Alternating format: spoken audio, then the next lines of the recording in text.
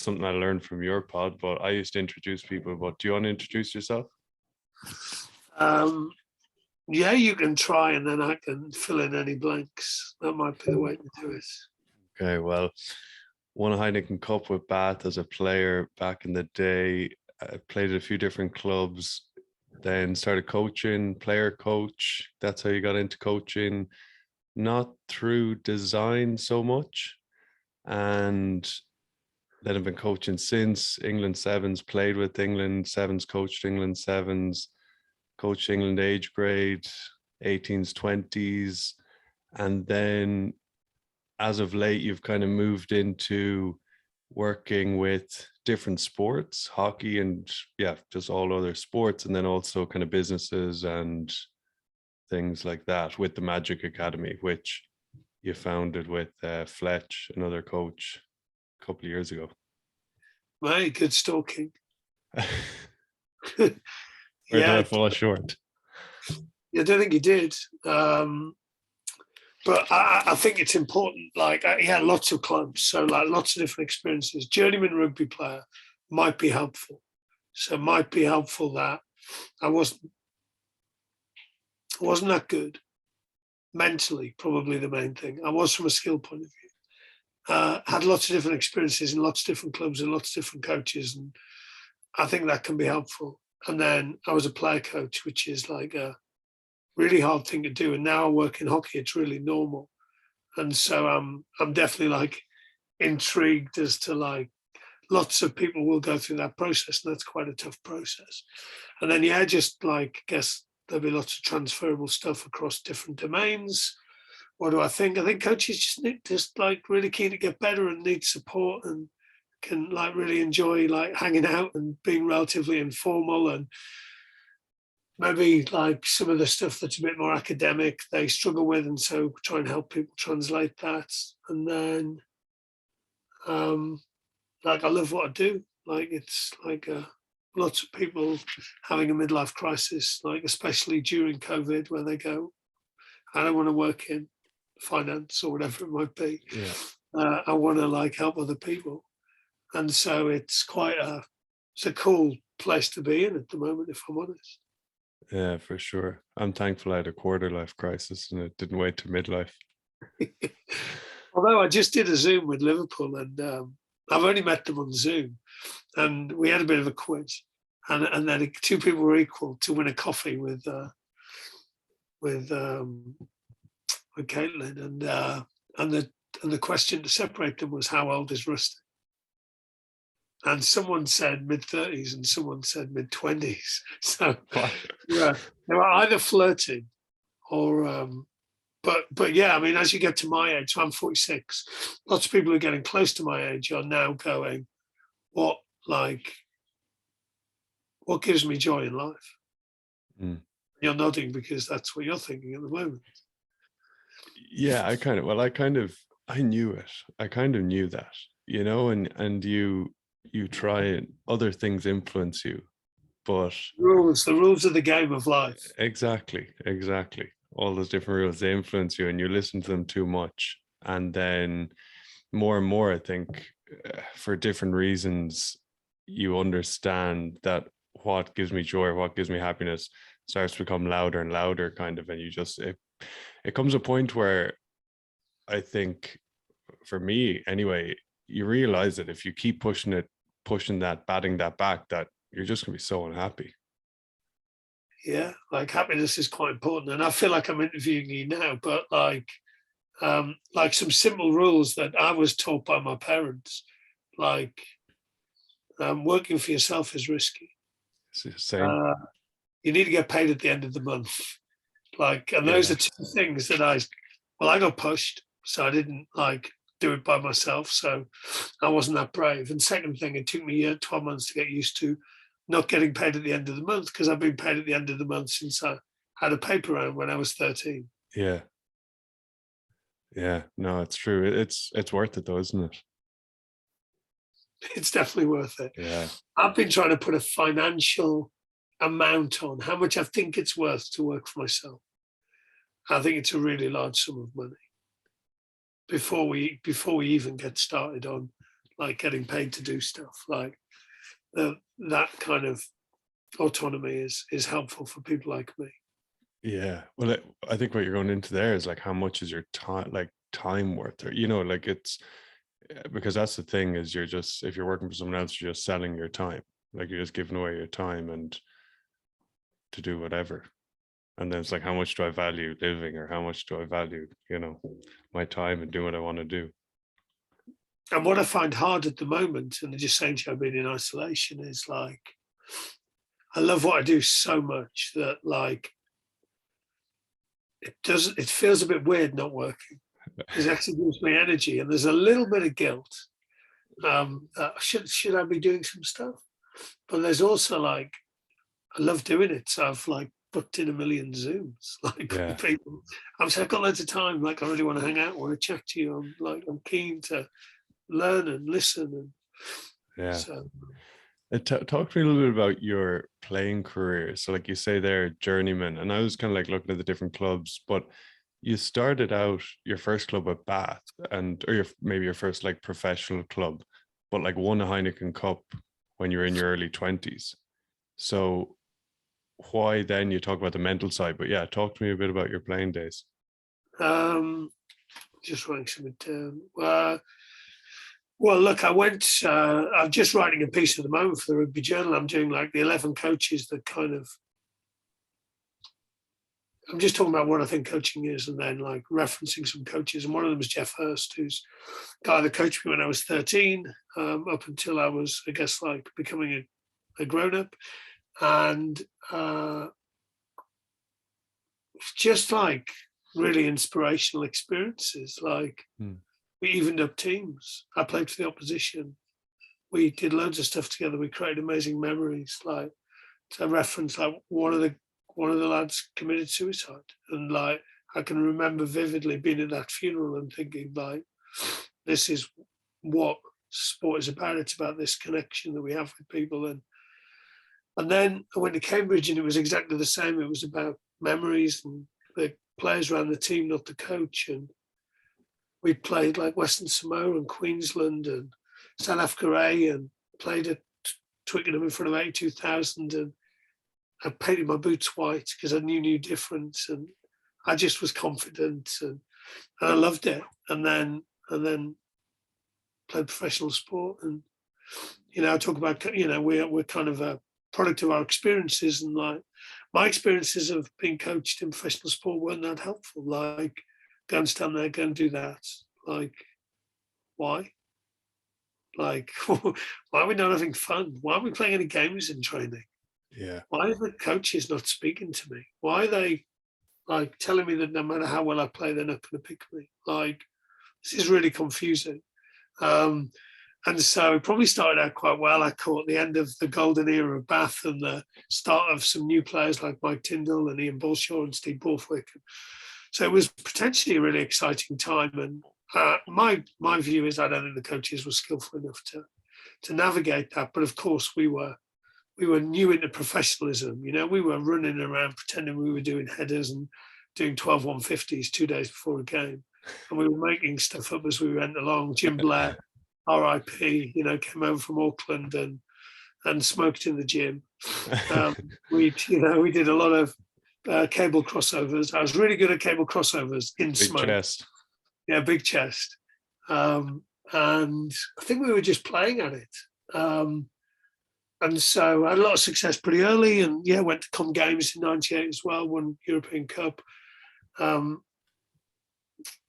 glad like I wasn't around when social media was like what it is now. I don't think that my brain's built for that, if I'm honest. So I would have probably experienced some highs and some lows. And interestingly, I was speaking last night, and he won't mind me, to Don Waldock, who's coach of Gloucester. And we got into a bit of stoicism and like actually like being like, who do you want to be as a person? And I would have benefited. The first thing I wrote when you said that was mentor. I would have benefited from having a mentor or some people around me that helped me understand what was important, what I could influence, what was, connect me with the appropriate people. And I never had that. So maybe that's the stuff I'm currently trying to do to help other people, really. But it looked good at the start, and then I actually enjoyed it more when it was part-time and it wasn't everything. I also enjoyed bits of Rotherham. The coaching I could live without, but the lads and the experiences and going on like all day drinking sessions and all of that stuff to Ossett, the day out in Ossett when Ben Wade managed to steal Jeff Wappett's pipe and coffee thing and put them in the urinal and invite anyone who wanted to partake. It's pretty weird, isn't it? Yeah. But it was, I think people were playing at it. I still think people are playing at it. So I think people are still throwing around words like elite and performance, and the stuff they're doing isn't helping people perform. It's actually really bad for their brains. Yeah, it's funny you say that, and with the professionalism and how things change as you get closer to the top or whatever. I was in, say, underage systems with Ireland, Connacht, Leinster, whatever, and I found that as well. And everyone then is on kind of tender hooks, and it's like you do this, do that. But when I met you 3 years ago probably, my mindset was shifted, and you kind of essentially were saying like it can still be fun at the top level. For sure it needs to be. And then it's like, well, that mindset switch, and it's like, oh, imagine if it was fun, how much they would enjoy it, and then how good they would be. Like, it's simple, really.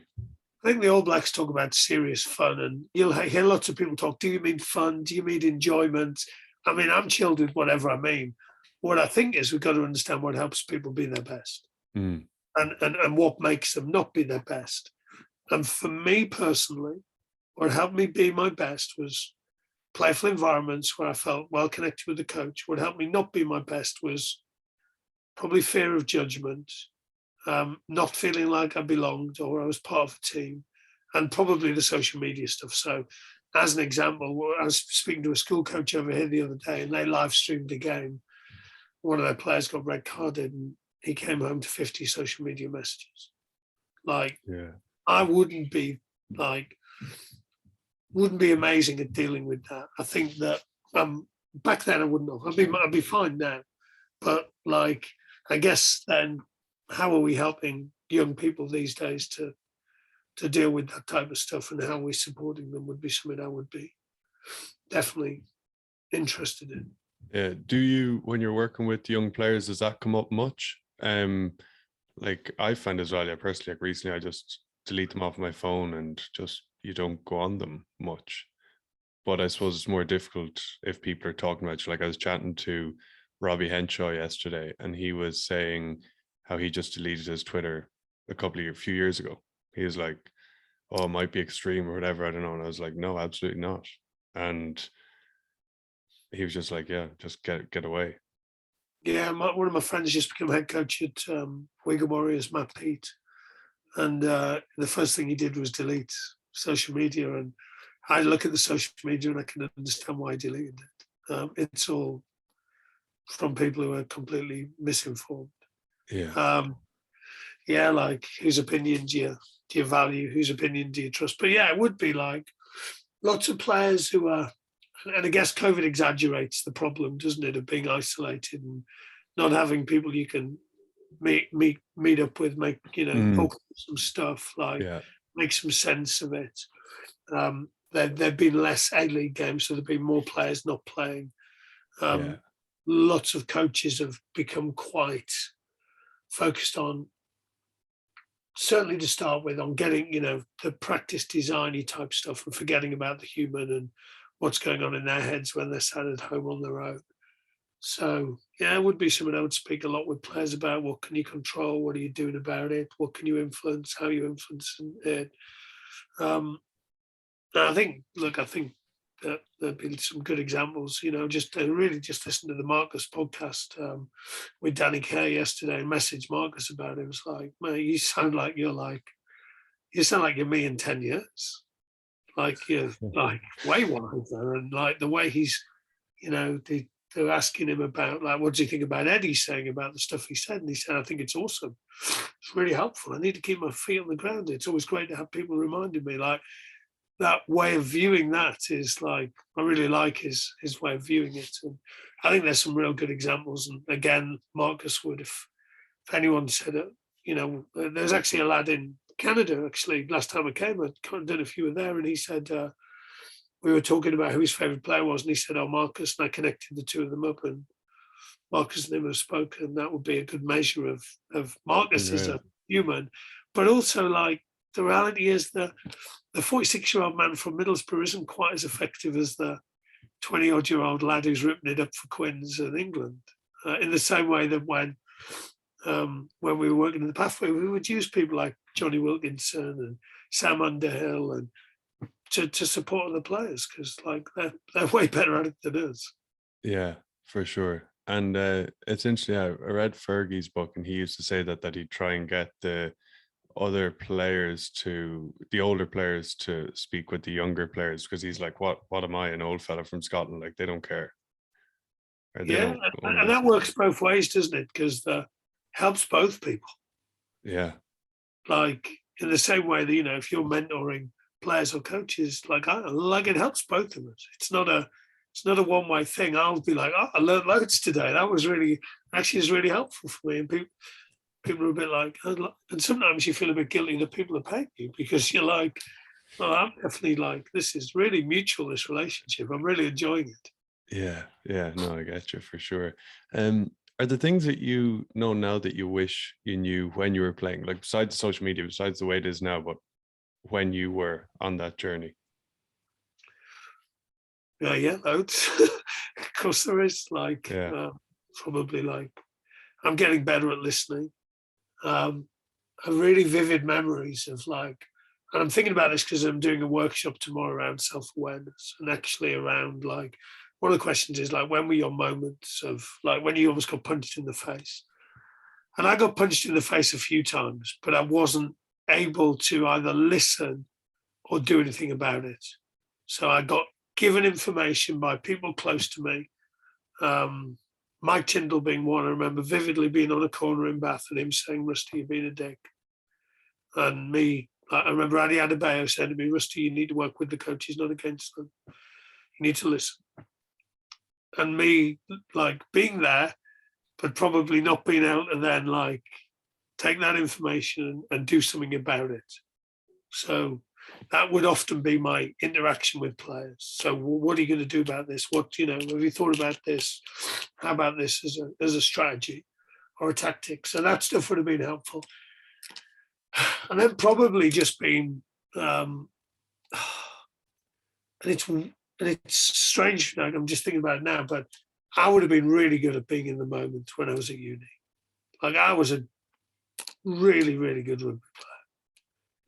But like, I then started like overthinking stuff, having to do this, being told to be here, thinking, why the hell are we doing this?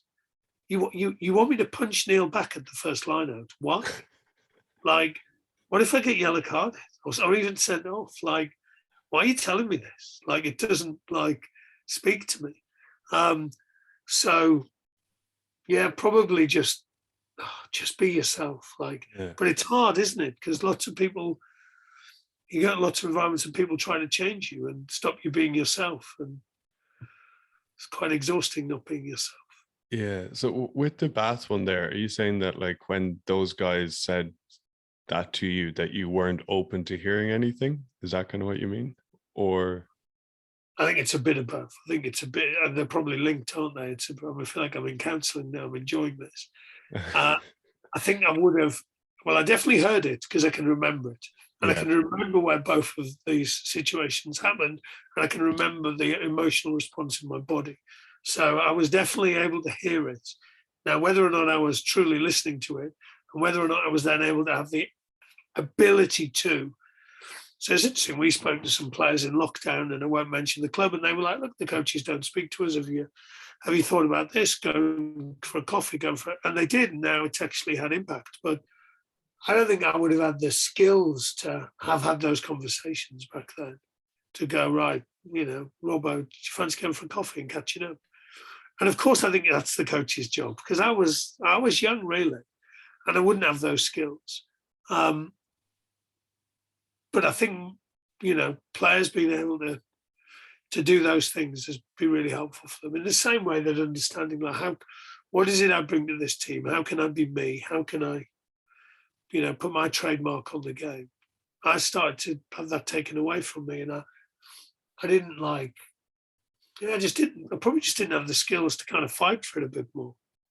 Yeah, well, it's so inside, like similar experience in that you are trying to fit into a mold, or you're being told to do X, Y, Z, don't do A, B, C, and don't offload, don't kick, don't do this, don't do that, do this, this, and this, put on weight, do this, do that. And then it's like, okay, and so you're constantly trying to understand what is the ideal that this person wants, the square peg or whatever, for me to fit into, to then be able to move forward. Kept thinking, why did you sign me? You do. Yeah, Yeah. It's like, this is who I am. Yeah, you could have signed some other players. Yeah. Actually, you've like the stuff that you signed me for, you're now like you're like depowering it. Trying to beat out of me. Yeah. Like anyway, I do think about it a lot. Because of course, like my son is experienced, I've got a 16-year-old son, and speak to lots of players and work with lots of coaches. And I think probably the place, and it's again, this is good reflective conversation. Probably the place I can be myself was sevens. It's actually the reality of sevens is we've got only 7 players on the pitch. There's a bit more space. We want you to do your thing. We're not together that long enough to like beat some stuff out of you. So let's just crack on. And so sevens would speak to me a lot. Like I love the game. I think it's awesome for development. I think it's like some phenomenal players playing sevens who would rip it up at 15s. But again, like coaches would want to beat Dan Norton out of Dan Norton, or Tom Mitchell out of Tom Mitchell. And Canada's an interesting one, isn't it? Because they've had some really successful sevens players over the years who maybe they could have maybe they could play 15s differently. Yeah.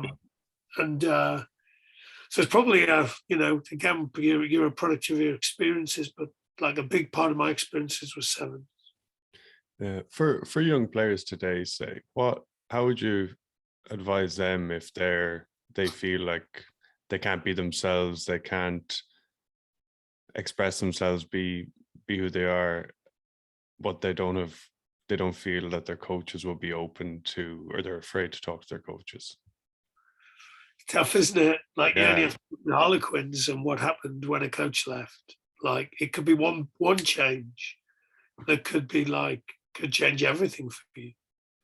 So those Quins players were pretty decent, and then a coach left, and those decent players became very, very good players almost overnight, really. Yeah.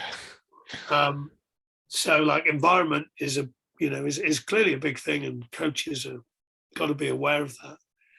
Yeah, mentors, people to help you make sense of it. Probably someone who's outside of the bubble, because the other thing is, speaking to a player, this was fascinating insight again for me. He's a young player, plays in the Prem, really struggling, and then one day he rang me and he said, one of the senior players just contacted me yesterday just to check I was okay, and now I know some people care about me.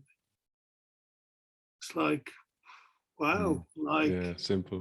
It's a little bit, it's simple, but it's also a little bit sad. Like coaches aren't, they're often not thinking about those players who aren't quite in the squad, or, they haven't got that relationship with, and can be quite a lonely place to be for those players. So I guess, and the rest of the team, what are they doing about it? What are they doing about belonging? What are the assistant coaches doing? I was on a Zoom today with a Premier League football team, and one of the staff said, "I've never really thought about like what goes through people's heads when they're not picked. It's never crossed my mind." And he's at that level. Every day I'm meeting people who are, and said that was like a real punch in the face. Yeah. So I mean, look, it's look, and I'm sure we talk about coaching, but we haven't mentioned an X and an O yet. Like, the reality is, like, people need to belong. You need to understand how they can be at their best. Psychology is everywhere. Everyone's different. Like, it's a human endeavor. Like, you're working with other human beings. Like, So before we've even started on X's and O's, like there's a lot of stuff going on, isn't there? Yeah. And you're coaching in a university program where they've got loads of other stuff going on in their lives. People can, my experiences of coaching women of that, they've been some of my greatest experiences. I've learned loads about myself as a coach. I've found it tough as well. Like in the same way I found lots of the men's stuff tough as well. But like, yeah, that's, we haven't started on the X and O's, and you're working in a program where there's loads of stuff going on. Yeah, and that's something I've learned in recent years is I started out with the X and O's, like, oh, this is the strategy I'll do, these are the tactics, whatever, when I was starting out coaching. But then you realize that 90+% of it is the other stuff, and getting the person to be comfortable, feel like they belong, exactly, like wanting to play, excited, all those other things. And then if you miss one or two of the X's and O's, they'll probably make up for it. It'll be fine.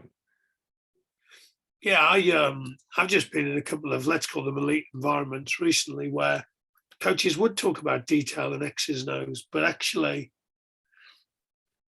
one situation where a coach got really emotional and as a result, like missed lots of really important detail that then had to like patch up some stuff later. And another one where, coach was going to look for a certain thing in training and got seduced by some other stuff. Like, and also I see lots of coaches that talk about like detail and X's and O's, and like, I don't see it happening. I also don't see it as like, how do you get them to like, how does it become sticky? How do you change behavior is like different to, I know some information, I'm going to tell you it. Like sometimes you might tell people some stuff, but again, I've worked with coaches and gone, oh, you had that interaction there with that player. Like, do you know what happened for the next 10 minutes? No, I didn't. Like, oh, okay, well, they continue to do it like the way you're describing is the wrong way. Like, so sometimes it's just an illusion, this kind of detailed, technical type stuff. Again, there's really 100%. Ed Copeland spoke, I think it was at Munster, and he maybe said, like, all this information you give around the passing, do you check whether it transfers to the game? Because you do it a lot and you give a lot of information around it. And of course, they weren't checking whether it transferred. And then when they did check, it didn't. Like, that's the reality. Like, you show me a team in the world where all their players are pointing their hands towards the target every time. And like, that's just not reality. Yeah. But again, as coaches, it's simple, isn't it? We can set up this practice. We can give them loads of information. We would probably take away some of the when and why to pass and some of the decision-making cues. And we'll just focus on this and we'll feel quite good about ourselves. And the reality is it's not transferring. They looked at it and it didn't transfer. Yeah, it's so interesting to say that. And like, it's just so easy and comfortable as coaches to get as much information as you have and throw it at people and do those things. But it's like I learned recently doing pre-match meetings, like having 10 points on a board, like people, they can't remember two. And it's not their fault, because I play and coach, and I play and I'm like, just shut up and let me play. Like, tell me maybe if there's one thing you've noticed, okay, cool. But I've been playing for 20 plus years and I've got an idea. And what's the most memorable coaching kind of moment for you as when you were as a player? Yeah, so I was 22, 21, 22 playing AIL. I don't know if you know it in Ireland. It's like the top club league just below provinces, playing with Lansdowne, and I was calling the lineouts. I knew that I was very competent in my understanding of the X's and O's, will say, but then it wasn't going well at all, because probably wasn't believing in myself, kind of trusting myself. And then went in at halftime.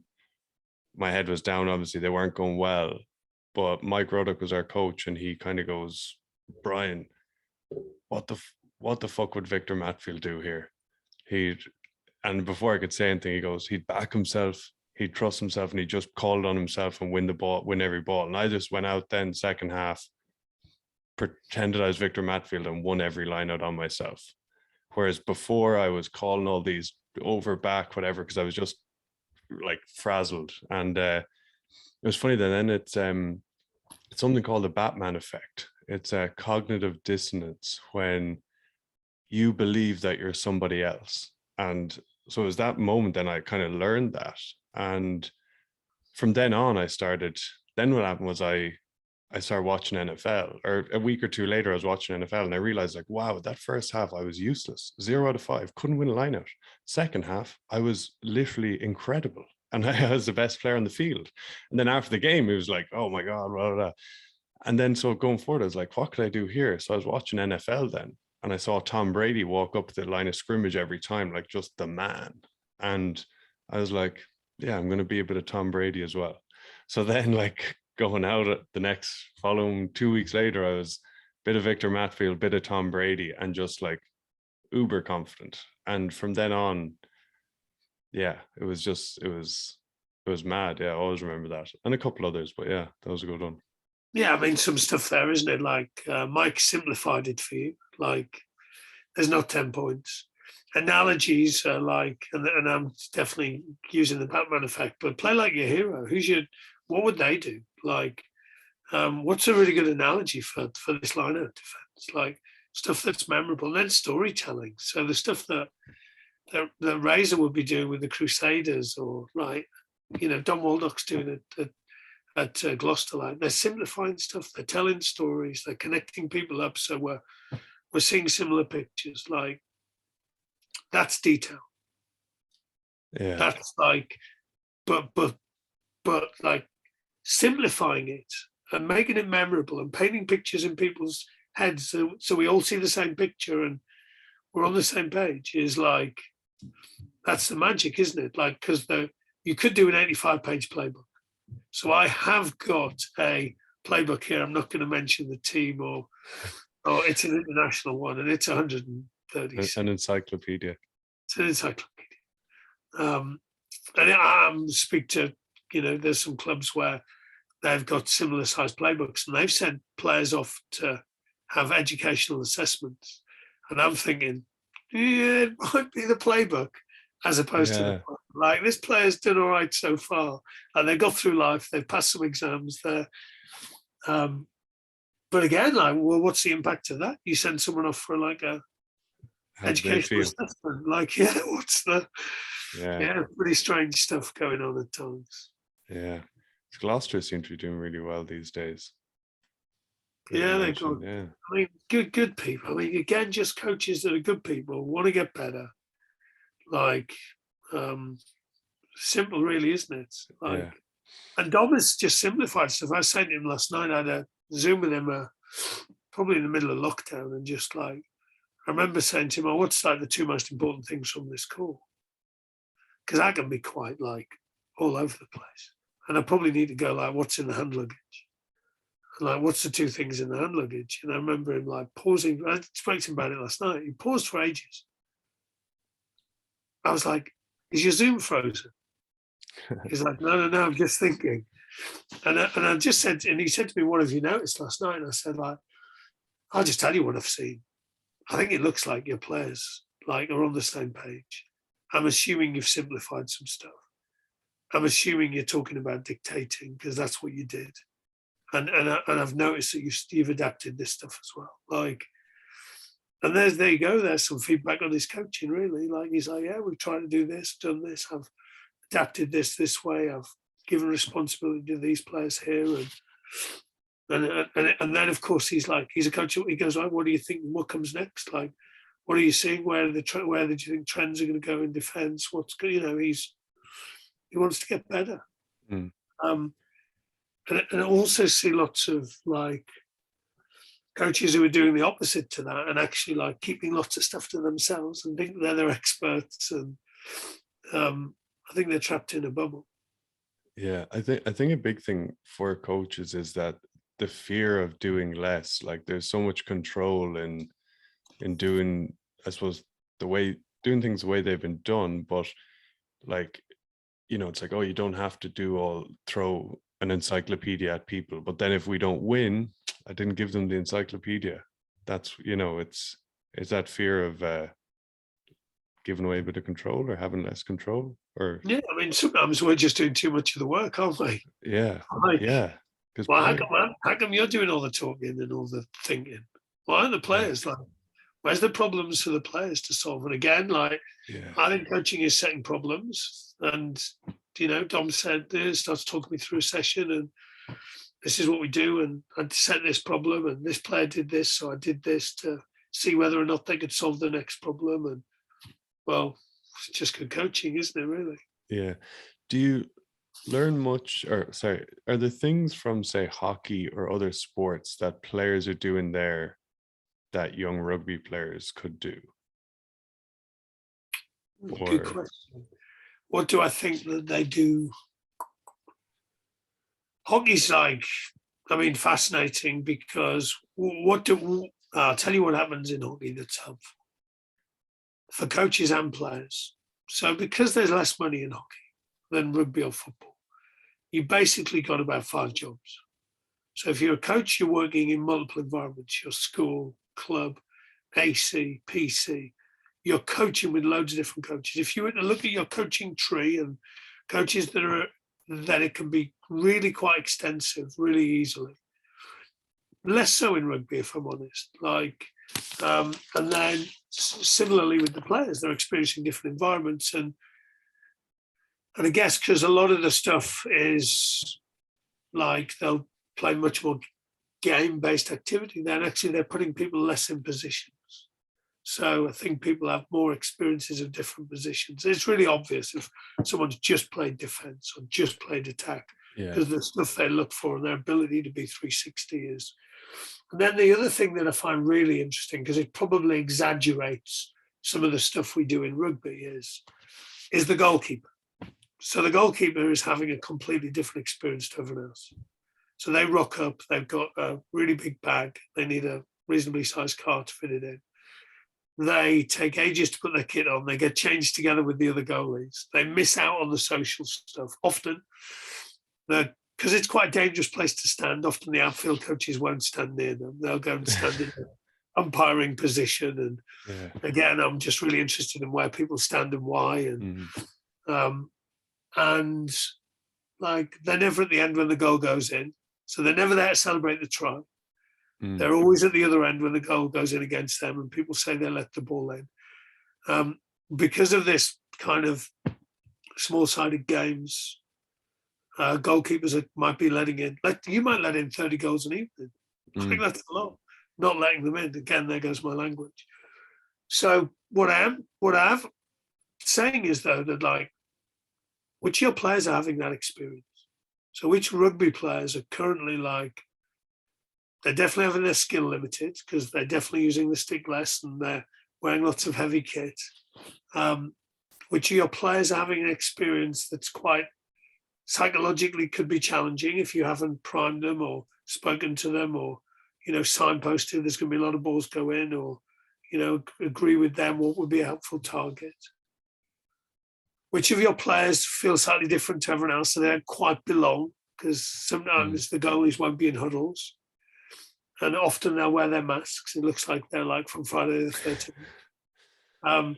But of course, them contributing on the huddle has been based around them, or everyone coming to the goalies or getting the goalies in. So I guess it's definitely made me reflect a bit more on individual experience. That would be something I would think I was quite good at. But hockey and football have definitely challenged me around. There is a position that's having a really, really, really different experience. Yeah. So, what's the equivalent of that? Is that the front row? And actually, we're not letting them do certain things, or because I'm not that excited about front rows, I'm not speaking to them enough. Yeah. So yeah, it's probably made me reflect a bit on that stuff. Lots of the other stuff, like the practice design and coach behaviors, would be transferable, really. And I guess the other thing I'm thinking a lot about, and there are all sports are at different stages, really, is around the tactical stuff. So, hockey's probably a few years behind football. Football are pretty far down the different tactics, but they're also like, you know, they play tactics and then the opposition beat them and then they go, oh, we should have changed our tactics. So how adaptable are we? So we see that in rugby again. Like, we need players that can find ways to win. So England beating South Africa without a scrum recently is like a really good example of a group of players that have got a beat the game mindset. And so I guess I think what I'm trying to say in football, especially, like there's more beat the game mindset around tactics, and we could do this, we could do a press, and we're going to go zonal for a bit. Now we're going to do this. We're going to man mark their best player. We're going to reduce their number of touches. So probably see a bit more tactical understanding in football. Yeah, there's two things there.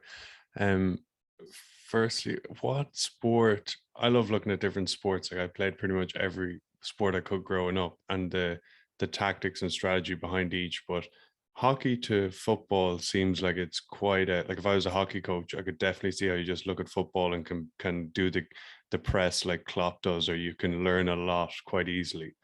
And then in Ireland, we've Gaelic football, and basketball and Gaelic football are kind of similar with short hand passing or whatever.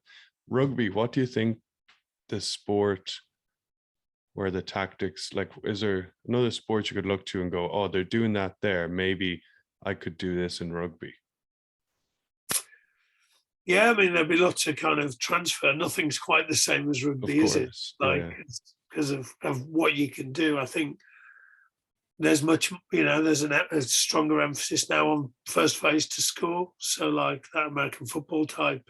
Yeah. We've got to play. We know people are moving in certain places. Like, who are we going to put through into a bit of space? Definitely be a bit of that going on. I think there'd be some, again, like NFL, like that, almost like momentum of like how we working our way down the pitch. How are we building on, I'm exploring a fair bit at the moment with a couple of clubs around both tactical and psychological momentum. So how are we, like, what are we doing that's taking away their momentum? What are we doing that's putting, pressure on them either from time and space or from scoreboard? So there's probably a bit of that as well. That's it has got a bit of American football, hasn't it? Yeah. We're definitely punting way too much. So yeah, look, you'll take bits of everything, won't you? Like, I'll take a bit of this and a bit of that, and actually go, oh, okay, that's interesting. I can see how that can transfer. So I guess that's. I'll often, like with coaches, just try and just have them think through some stuff. I don't know. Like, there's but in football they do this. Like, I don't know if that would transfer across to rugby and like help people think differently, give them maybe a different perspective on something, kind of, as Google would call it, like a related world. In the same way that hostage negotiation or poker players, or I'm sure we can learn loads from related worlds to help us with coaching. We had back when the RFU had a magician in once, and I subsequently learned magic in lockdown and did a podcast again around like how do you meet people at the energy they're at and then take them up and take them down, and how do you create a trick that people talk more about? So how do you have this meeting where people talk about, oh well, God, you can't, how does that kind of spread almost like a virus, that type of information? So there'll be loads of like related worlds. Some of them are the sports, some of them, like, often we go to the military. I talk, the best place I ever went was the Brit School. I thought it was the best learning environment I've ever seen. There'll be loads of transfer from places like that and the arts to rugby as well. Yeah, I like your most recent one with Andrew Lockwood about the army and that kind of stuff. I love that strategy. Well, that was more about culture, but with the army, like the strategy and tactics and leadership and all that kind of stuff. Like, I think, it's fascinating. What podcast was it? The magic one? Do you remember offhand? That sounds good. It's Tom Luddington. So Tom's a member of the Magic Circle, and me, Sinan, and the other, and Ben, we learn magic in lockdown. So we we're available for children's parties. Yeah. I have used it loads. So I've taken cards to coaching sessions. I've used it to, to build rapport, to connect up with people. I've taken it into England camps and done it with the coaches to kind of, That's cool. and then I've taught my kids in as well. So I love it. That's good. You mentioned there them different positions. I think when we were talking about hockey, I think it's one of the golden bullets for helping players grow more as young players to develop more is just literally play a different position. I think it's just such an easy thing to do as a coach and will help players so much.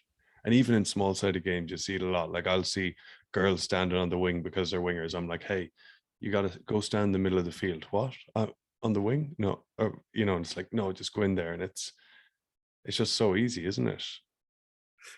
Yeah. I mean, you learn lots, don't you? So if you're a winger, going and playing at 13 helps you understand that relationship and what they're looking for and what they're not looking for. Yeah. What you said resonates with me. I would often think about where do people leave a huddle and go to? People will rush off to the wing. Oh, okay. I'll often try and work out pretty quickly what positions have people played. Are they left-handed? Are they right-handed? Do they kick? Which feet are they comfortable using? I would look at where they stand, what they do off the ball would be really important to me. And then again, you've got to be asking yourself the question, what's the next position? So I've asked a couple of hockey coaches recently, what's going to be the next position in hockey? Because there will be one. So there'll be a false nine in football, or when a sweeper came in, someone invents a new position. So you've got to be in my opinion, if you want to pioneer and be ahead of the curve, you've got to be thinking, right, what's the next position? And then, of course, if our kids are 12 years old, then some of those positions haven't been invented yet. Yeah. So why are we putting them into our positions and telling them what to do?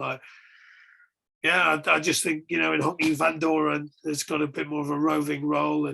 When Ben Ryan was with Fiji Sevens, they had a rover and someone who would move around and play multiple positions. I think it's I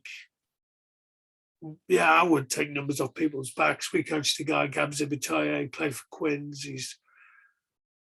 I think he's people would find him hard because they would go, well, he's not a typical winger, but he's not a typical. I would go, why don't you just let him go and touch the ball, lads? Take the number off his back and just let him go and touch the ball against poor defenders regularly. And I think he'll score some tries. But of course, that doesn't quite fit into how we do things around here and the rules of the game. And so eventually someone will break it. And then we'll all copy it. Yeah.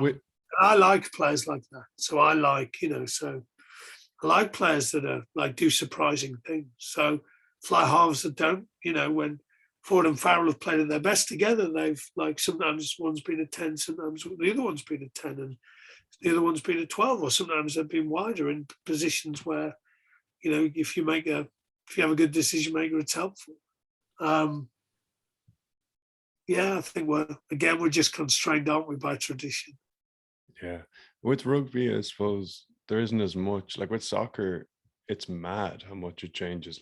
4-4-2 now, 4-2-3-1, and what all the you say, with the positions haven't been created yet, wing backs, all these. So, but with rugby, I suppose it's different but similar. Wingers' roles change a lot, and what you're just saying is, say if a young player is listening to this, not to be too confined to what a typical 9 does right now or a typical winger does right now. Is that what you're kind of saying? Yeah. To be open to other experiences, open to doing other things. We had a really big debate in our last year at the RFU where our then boss wanted us to put down a list of position-specific skills. And what was the purpose? Well, the purpose was apparently for county teams to be able to select, but there's always an exception, isn't there? So what is a typical 9? Because Faf de Klerk doesn't defend like a typical 9, does he? No. He actually does some stuff differently. But there's just, Ben Earl is a 6'1" back rower, but he still gets lifted in the lineouts. We went through a period, didn't we, of like sixes had to be 6 foot 6 in the line-out option, and now they don't, apparently, because the game changed. So the ruck became even more high value almost. And so you needed breakdown specialists. So you might sometimes play with 3 7s. And Tom Curry isn't a typical 8. And there's been this furore around TC playing there. And then what's his name? The lad at Saints is going to come to me. He plays 15 and he plays 10. Furbank plays 15 and 10 in the same match. Like he's just a really good rugby player, isn't he? So my view would be stay with the backs as long as possible. There's a really good podcast with Alice Kenge talking about he played on the wing for the county and scored 4 or 5 tries, but he also played back row and in the backs, and Cole played a bit at 8, and like Tom Youngs played centre till he moved to hooker late. I mean, it's just helpful, isn't it? Why would you wouldn't tell someone from 13 you're just going to do maths? Because then they would just be good at maths. They might need some other subjects. That's a problem with that. I think it was Tiger Woods and his story and early specialization and 10,000 hours. And there's a good book, Range. I forget the author. Hey, it's in behind you, David Epstein. It's on your shelf. Far right, I can see it.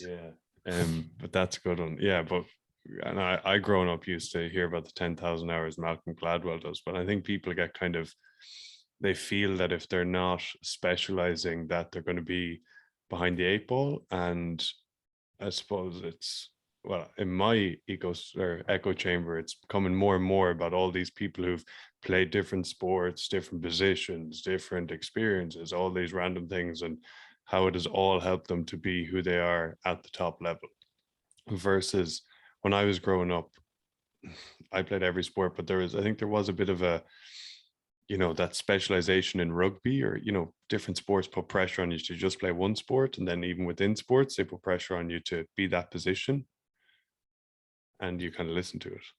I think if I had my time again, I'd play centre. And I think what we're both saying is we're not saying that deliberate practice isn't important, but if you want skillful, adaptable players, they probably need a range of experiences.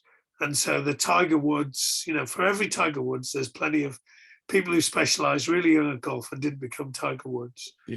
And the flip side is someone like Federer played multiple sports, and loads of good examples of kids that are, still probably playing other sports. And there'll be lads playing in there was a video yesterday on Twitter, which I loved, of the England Rugby put on, of Tom Curry scoring 100 in a cricket game and celebrating like he'd won the World Cup. Like TC would still be playing cricket. He's a British and Irish Lion. Who's your favorite coach outside of rugby? Oh, mate, good question. Wowzers. That I know, or that I've kind of seen on the telly. In the world, that you've seen on the telly. I think we must have all had a Phil Jackson crush at some point. We must have, during lockdown, thought of it on Netflix and thought, this guy's pretty good, because he's got a really varied group of people who are like mega stars, quite frankly. And we all know that money does funny things to people. And there'll be some people there who done some funny things because of money, but actually was able to connect them. And one of my slides will talk about coaching. I actually think there's like a small number of people who could coach cross sport, different environments, can get the best out of people, and he'd probably be pretty high up there. I'm really interested in Razor's work with the Crusaders. I love the kind of free spirit that he is, really, and that he's willing to try stuff, and it's quite spiritual as well. I think those would be a couple of people I'm thinking about. I'm really interested in Jurgen Klopp and how he's just I just love his energy. I wonder what time he goes to bed. He must How does he? have to catch up on some sleep because it looks like he gives a lot. I've worked with some cool coaches like John Fletcher and Sarah Kelleher with England Hockey, does some incredible stuff. Yeah, I think I would like see something good in most coaches, really. I think that'd be something you can always take from someone and maybe consider how you could translate it into your world. Yeah. Yeah, there are a few brilliant coaches there. Why? Who are you thinking of? In rugby, I love Eddie Jones. He's my favourite. Has been for a few years. And I love him because he seems to not care about the rules, what other people think of him. And it's his world, everyone else is living it. Like everyone, like he's not, like all these other coaches, they say during press conferences, they say what they think the media want to hear, and they just toe the line. And Eddie's he's not like that. And yeah, I just really enjoy him. And I think I just really enjoy him. Like I'm happy that he is where he is and that there's someone like him in the game. Yeah, Eddie's definitely a rule breaker. Yeah, he's brilliant. And of course, it's interesting listening to that because, of course, being over here in England, people would give him a lot of grief often. I think it's a tough job. Like there's 13 teams in the Prem, so there's a lot of players to choose from. It's not like you're Ireland and you put most of Leinster of other players together. Yeah. And again, like often we do say we want people to be themselves, and sometimes when Eddie's himself, people get quite annoyed. But I'm with you. I like the fact he's willing to go challenge him. And my experience of being with him is that he would like that back. He would want challenge back. He would want people to go, well, hang on, have you thought about this? And I've definitely had a few moments with him where I'm thinking, I'm kind of glad I work for myself, because this is getting a bit spicy, and I like spicy, but I think that it's harder to do spicy when. The other thing I thought about with Eddie was like is a bit like it's Brian Clough, isn't it? He got paid out in his first job, and he got a 4-year payout or something, and he just said, "Look, it's my fuck off money. I can basically tell people when I want them to fuck off." Yeah. And I think Eddie's at that stage now where, quite frankly, like he can tell whoever he wants to. And if you're a young coach, and I have this all the time with coaches, like trying to find your way, trying to earn the rights, trying to like build up credibility, trying to create a name for yourself, that like it's not as easy to do that. It's much easier to comply. I'm just, I guess I'm trying to help some coaches navigate that. Yeah, it's interesting. But even like the stuff you're saying about different positions, all the stuff you're saying earlier, Eddie like put Tom Curry at 8, and there's this furore. And it's like I play back row. It's like there's literally, if he learns how to keep the ball in the back of the scrum, which is a bit of a skill, okay, he won't have done. There's very little different. There's nothing else. There's nothing else. Like there's nothing else. And then we all play different positions in the back row. God sake. Yeah. But like simple things. And he can probably play 12. Yeah, for sure. Yeah. And then like with the Jack Noel, he might have been having a joke, but he was with the flanker winger hybrid. Like that's for sure that makes so much sense to me. Like, the way the game is outside of set piece, it makes all the sense in the world. But then Jack Noel's good at the breakdown. Yeah. He's also quite quick. He can do both. Oh, yeah. So yeah, I just love Eddie. But what would if you could relive one day in your playing career, what would it be?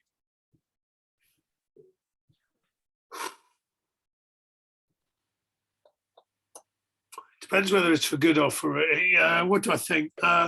Mate, when we won the European Cup, it was a pretty special day.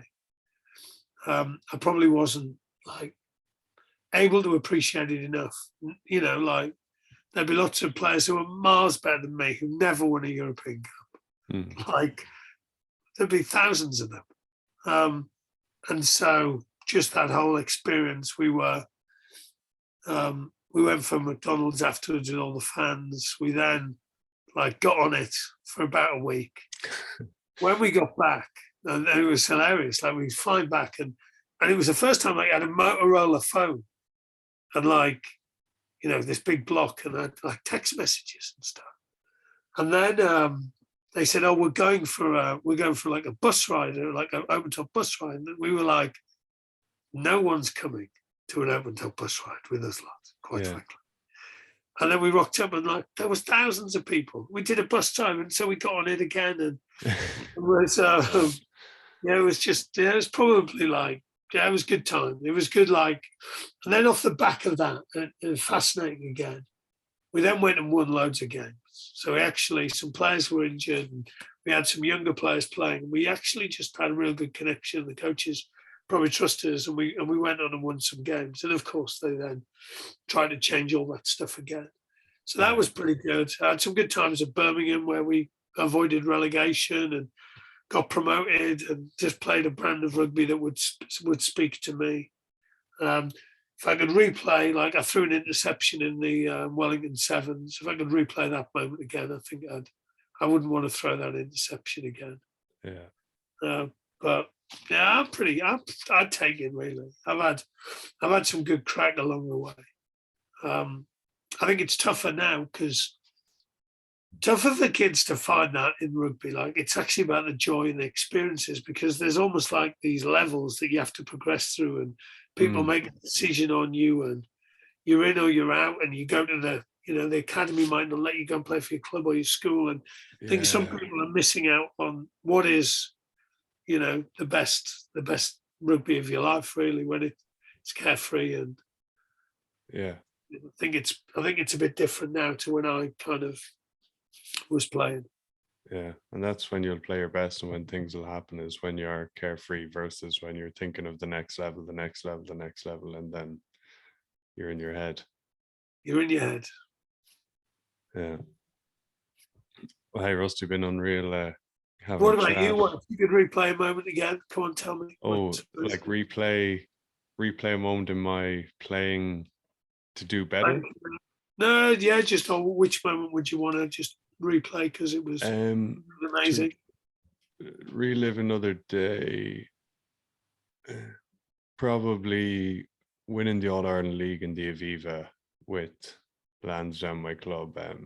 We're against Clontarf, and it was just an unreal day. Like, playing there, and we went behind, and it was funny with that team. I was chatting to Mike Ruddock, who's the coach, a few episodes back, but like never thought we'd ever lose. Like it was never, and even in the semi-final, we went behind, but just just a brilliant day, and with a great bunch of lads that had been together for kind of 2-3 years and had played in the 20s with the club before, and that was unreal. Nice. I'm just interested that we both picked winning. I would only think of winning. I wouldn't necessarily always think of winning, but I think that there was a lot of that was a tough season for us, and actually that we came through quite a bit of stuff to get to that stage. There's many parts of when I was playing that I would like to relive, to have the confidence and self-belief that I have now, to have had that then. But then that's just life, isn't it? It's just life. Yeah. Nice. Well, cheers. Thanks so much for your time. It's been unreal. Really enjoy it. Me too. Stay safe. Cheers.